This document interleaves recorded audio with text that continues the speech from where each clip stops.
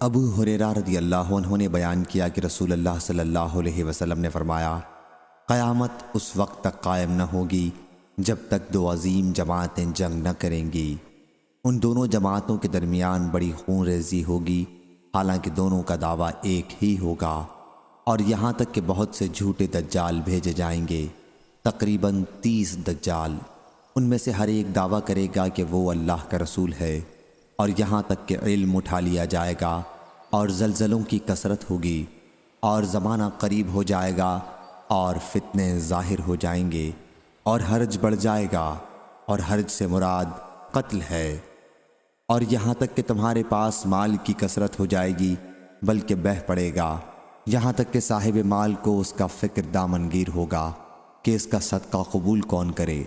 اور یہاں تک کہ وہ پیش کرے گا لیکن جس کے سامنے پیش کرے گا وہ کہے گا کہ مجھے اس کی ضرورت نہیں ہے، اور یہاں تک کہ لوگ بڑی بڑی عمارتوں میں آپس میں فخر کریں گے، ایک سے ایک بڑھ چڑھ کر عمارت بنائیں گے، اور یہاں تک کہ ایک شخص دوسرے کی قبر سے گزرے گا اور کہے گا کہ کاش میں بھی اسی جگہ ہوتا، اور یہاں تک کہ سورج مغرب سے نکلے گا، پس جب وہ اس طرح طلوع ہوگا اور لوگ دیکھ لیں گے تو سب ایمان لے آئیں گے، لیکن یہ وہ وقت ہوگا جب کسی ایک شخص کو اس کا ایمان لانا فائدہ نہ پہنچائے گا جو پہلے سے ایمان نہ لایا ہو، یا اس نے اپنے ایمان کے ساتھ اچھے کام نہ کیے ہوں۔ اور قیامت اچانک اس طرح قائم ہو جائے گی کہ دو آدمیوں نے اپنے درمیان کپڑا پھیلا رکھا ہوگا اور اسے ابھی بیچ نہ پائے ہوں گے، نہ لپیٹ پائے ہوں گے، اور قیامت اس طرح برپا ہو جائے گی کہ ایک شخص اپنی اونٹنی کا دودھ نکال کر واپس ہوا ہوگا کہ اسے کھا بھی نہ پایا ہوگا، اور قیامت اس طرح قائم ہو جائے گی کہ وہ اپنے حوض کو درست کر رہا ہوگا اور اس میں سے پانی بھی نہ پیا ہوگا،